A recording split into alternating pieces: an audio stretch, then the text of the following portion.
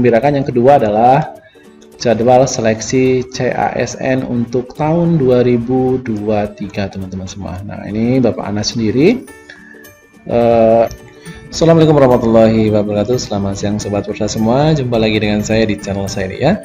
Oke sobat Bursa semua, pada kesempatan kali ini saya akan memberikan tentang informasi terbaru berkaitan dengan 5 poin pernyataan Menteri Anas soal seleksi CPNS dan P3K tahun 2023.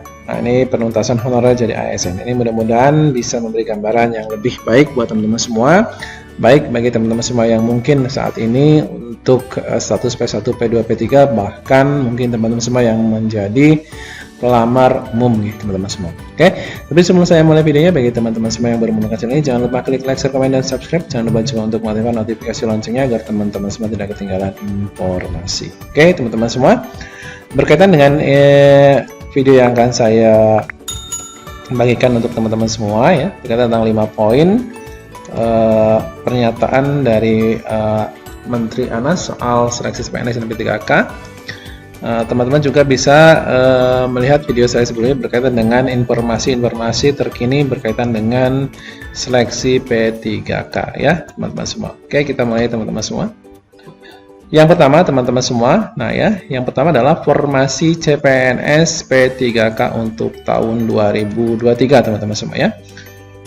Bahwasanya Menpan RB Anwar Anas ini menyatakan dirinya baru saja melaporkan teman-teman semua kepada Presiden RI Joko Widodo mengenai rencana rekrutmen ASN tahun 2023 teman-teman semua. Yang untuk sementara total jumlah formasinya adalah sebanyak 1.030.751 orang ya. Nah, perinciannya sendiri teman-teman semua 15.000. Nah, ini untuk pusat teman-teman semua ya. 15.858 formasi CPNS dosen, kemudian 18.595 ini formasi tenaga teknis, kemudian 6.472 ini P3K dosen, kemudian 12.000 ini P3 tenaga guru, kemudian 12.719 ini P3 tenaga kesehatan. Kemudian 15.205 ini P3K tenaga teknis, teman-teman semua. Kemudian untuk tenaga daerah teman-teman semua ini Pemda ya. Nah, kalau tadi ini yang pusat, ini terdapat 580.202 P3 guru. Kemudian 327.542 P3K tenaga kesehatan dan 35.000 P3 tenaga teknis lainnya, serta alokasi PNS lulusan kedinasan sebanyak 6.259 orang. Jadi totalnya ini sebanyak 1.030.751. Ini sama dengan ini ya. Nah, ini teman-teman semua yang memang kebutuhannya yang diajukan memang besar sekali teman-teman semua. Tapi per Mei kemarin teman-teman seharusnya juga sudah tahu deh, ini adalah cut off 10 Mei kemarin, dan sekarang tentunya masih ada perpanjangan dari tanggal 5 Juni sampai 25 Juni untuk formasi ulang gitu teman-teman semua ya. Ini cut off per 5 Mei, per 10 Mei maaf ini ya. Untuk CPNS pusat ini 18.695, daerah 0 masih teman-teman semua. Kemudian untuk P3K guru ya, ini pusat 169, dan tadi untuk pusat guru itu sebenarnya maaf sebentar, untuk P3 guru ini sebanyak 12.000 ya. Nah, tapi di sini ternyata baru 6.169. Kemudian untuk daerah, nah ini pengusulannya baru 278 ya. Sedangkan tadi untuk daerah ini yang dibutuhkan ini sebanyak 580 plus yang di sini sebenarnya 600 lebih nih teman-teman semua ya. Nah, ini teman-teman semua untuk P3K nakes, nah ini juga 165.000 sekian untuk daerah. Kemudian untuk pusatnya 22.000. Ini masih jauh dari yang diusulkan teman-teman semua. Jadi makanya informasi masih dibuka sampai tanggal 26 Juni ini. Maka teman-teman semua silahkan bagi teman-teman semua yang masuk kategori P1, 2 ataupun P3 silahkan mendekati Pemda. Jadi usahanya bareng-bareng dengan Kemendikbudristek dan kementerian yang lain, bahwasanya untuk mendekati Pemda itu bukan dari kementerian saja, jadi kita yang ada di daerah pun kita coba mendekati Pemda agar mengusulkan formasi sebanyak-banyaknya sesuai dengan kebutuhan. Oke teman-teman semua ya. Kemudian kabar yang menggembirakan yang kedua adalah jadwal seleksi CASN untuk tahun 2023 teman-teman semua. Nah ini Bapak Anas sendiri sudah mengutarakan bahwasanya nanti insya Allah akan dibuka September 2023. Ini akan dimulai teman-teman semua ya. Nah kita tentukan dulu formasinya. Ini yang penting adalah formasinya. Nah, sekarang masih berjalan untuk formasi sampai nanti tanggal 24 ya. Jadi ini timelinenya nanti akan diusahakan bulan September tahun 2023. Kemudian yang ketiga adalah penuntasan masalah honorer. Nah, ini memang diharapkan oleh Bapak Ibu semua yang semua tentunya sekarang jadi honorer di instansi pemerintah ya. Aswar Anas mengatakan dalam seleksi CASN 2023 pihaknya akan berusaha menyelesaikan perekrutan tenaga non-ASN atau honorer ya, sekaligus mengambil kalangan lulusan baru atau fresh graduate ya. Teman-teman semua yang baru lulus sarjana ini juga ada kesempatan baik teman-teman semua, bahwasanya akan sekaligus mengambil kalangan lulusan baru atau fresh graduate. Jadi ini akan ada komplain anak-anak yang baru lulus ini teman-teman. Masa honorer terus yang diurus katanya. Kami yang lulus, yang baru lulus mau juga mengabdi ke bangsa dan negara. Itu benar juga teman-teman. Nah, kita sampaikan formasi, siapkan formasi, kita laporkan ke Presiden untuk terus dikaji. Nah, katanya. Kemudian Jokowi perintahkan Menteri Anas cari solusi. Menpan RB menyebutkan dari total formasi tersebut nantinya 80% terdiri dari non-ASN atau pegawai pemerintah dengan perjanjian kerja, kemudian sisanya 20% itu nanti fresh graduate. Jadi ada catat sendiri teman-teman semua yang dari fresh graduate adalah 20% ya. Selamat teman-teman semua yang baru lulus sarjana tentunya ya.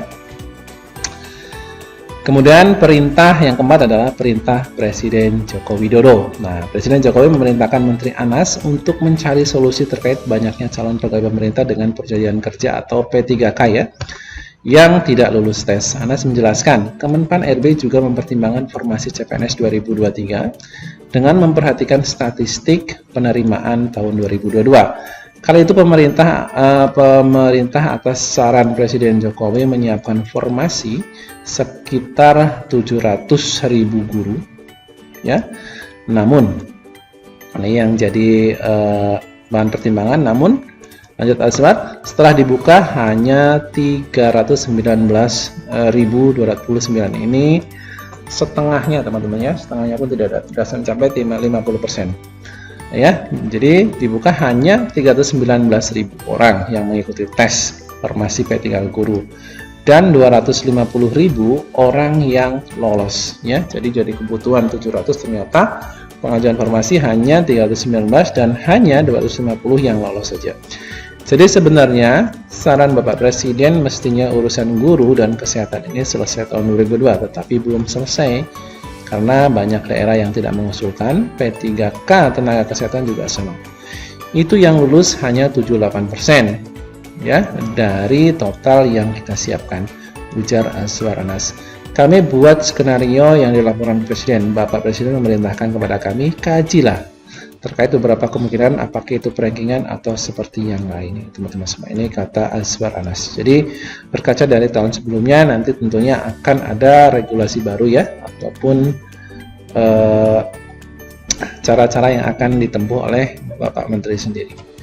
Oke, kita lanjutkan. Yang kelima adalah yang terakhir adalah tingkat kelulusan P3K dosen, teman-teman semua ya. Anas menjelaskan berdasarkan hasil seleksi P3K untuk Maret 2023 lalu, banyak sekali peserta tes yang tidak lulus. Dia mencontohkan untuk kelulusan P3K dosen hanya 31% saja. Menurut Aswar, minimnya peserta lulus kemungkinan karena tingginya passing grade atau nilai ambang batas yang diajukan instansi pembina, atau karena banyaknya peserta tes tidak menguasai kompetensi teknis sesuai dengan syaratnya. Ya, banyak sekali yang tidak lulus, bahkan tingkat kelulusan P3 dosen itu hanya 31%.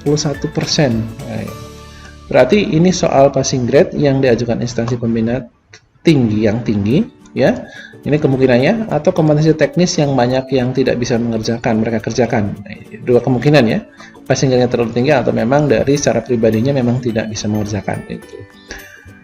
Aswar juga mencontohkan untuk peranata komputer, calon P3K yang diterima hanya 3% dari total 10.000 pendaftar. Wah, kecil sekali, hanya 3.000-nya saja. Padahal banyak dari peserta tes sudah mengabdi kepada pemerintah selama 10 sampai dengan 15 tahun. Sudah lama teman-teman semua. Ini bisa jadi karena soalnya atau karena SDM-nya, sementara mereka sudah mengabdi sudah sampai 15 sampai 10 tahun. Ini banyak yang usul juga kami ke banyak yang usul ke kami ya, bahwasanya banyak afirmasi, ujar Aswar. Banyak afirmasi sebelumnya. Aswar Anas meminta kepada BKN ya untuk membuat simulasi dan kajian terkini terkait kelulusan dalam seleksi P3K. Hal ini menyusul banyaknya masukan melalui media sosial maupun secara langsung kepada Kementerian PAN-RB terkait nilai ambang batas atau passing grade ya, yang ditetapkan masing-masing instansi pembina. Saya sudah bahas soal passing grade dengan BKN.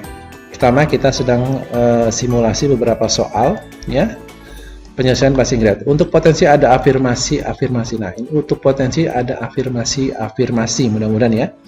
Kedua, kita akan kumpulkan puluhan instansi pembina agar ke depan kebutuhan instansi pembina bisa tetap terjawab dengan hasil rekrutmen yang ada.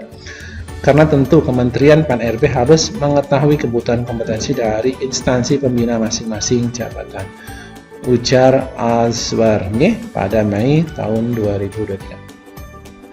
Nah, ini Aswar mengatakan Aswar mengatakan berdasarkan reformulasi dan simulasi yang akan dilakukan oleh BKN kini sedang dimatangkan, nantinya bisa diputuskan adanya potensi afirmasi bagi penentuan ambang batas seleksi P3K ya. Kemarin untuk afirmasi teknis memang agak susah ya teman-teman semua, jadi nanti mudah-mudahan kedepannya untuk afirmasi ini bisa diberikan dan tidak merugikan oleh teman-teman semua yang mungkin sudah mengabdi selama puluhan tahun. Mudah-mudahan video ini bisa membantu mendapatkan pencerahan teman-teman semua ya, bahwasanya di sini ada informasi yang cukup menggembirakan buat kita, bahwasanya perekrutan PNS juga sudah kelihatan nanti ya, nanti sekitar September 2023. Ini kita sementara ini memang masih sibuk dalam pemenuhan formasi dulu ya, seberapa banyak formasi yang memang dibutuhkan saat ini ya. Terima kasih teman-teman semua, mudah-mudahan video yang bisa membantu. Selamat siang, assalamualaikum warahmatullahi wabarakatuh.